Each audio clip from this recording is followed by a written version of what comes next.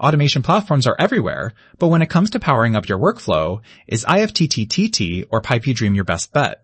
On one side, we have IFTTT, famous for its simplicity and huge library of integrations. On the other, Pipedream catering to power users and developers craving customization. Today we'll test them on automation flexibility, integration range, pricing, ease of use, and more. The things that really matter to your productivity. Forget the marketing hype. Let's see how they actually perform. Each round will hand out points, so by the end you'll know exactly which one takes the automation crown. And the final verdict? It could surprise you. Let's dive in.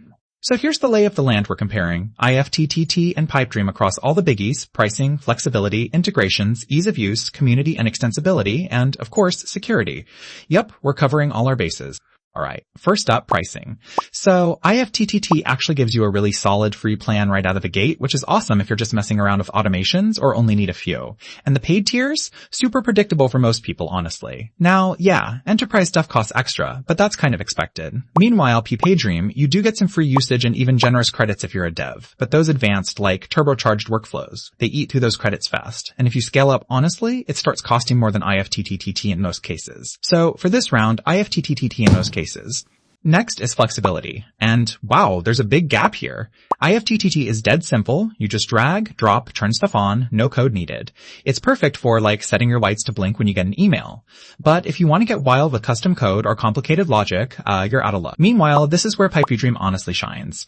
You're basically getting an automation playground, custom Node or Python code, branches, crazy logic, the works. The catch? You gotta know how to code, so yeah, there's a learning curve.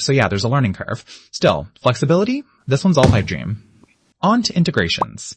IFTTT has hundreds of applets for popular services, which is pretty sweet. Just click, connect, done. Some apps sure might not work as well now due to rate limits or have just gone away, but still lots of options. Pipedream though gives you access to like thousands of APIs and NPM modules. You want to integrate something super niche or hack together a totally custom workflow with webhooks and raw code. You can do it, but heads up, it can get manual. Both do it well, but in different ways, so let's call this one a tie. Oh, and here's something cool. Did you know IFTTT actually started way back in 2011? It was called If This Then That. Kind of brilliant, honestly. So it's actually a bit of a legacy player in this space. Ease of use is where things kind of split. IFTTT is truly for anyone, literally. If you can use a smartphone, you can make an applet. It's no code, it's got templates, just plug things in and you're off. The downside, you hit a ceiling pretty quickly if you want anything fancy. Pipedream does have a nice UI and some step-by-step stuff, so it's not like you're coding in the dark. But if you want to do more than the basics, you're gonna need to roll up your sleeves and bring out the dev skills. Overall, yeah, IFTTT wins on just sheer simplicity. Now, community and extensibility. IFTTT has a big library of shared applets. Just, borrow someone else's and you're done. But you're kind of stuck with what's there or what's officially supported. You can't really go rogue. On the other hand, Pipedream has this super active dev community that's always sharing and publishing wild new workflows. There's a totally open ecosystem, so you can build, publish, and even use stuff other people made in clever ways. Of course, that means it's a bit less friendly for non-coders, but for people who love to tinker, yeah, this is a huge plus for Pipedream.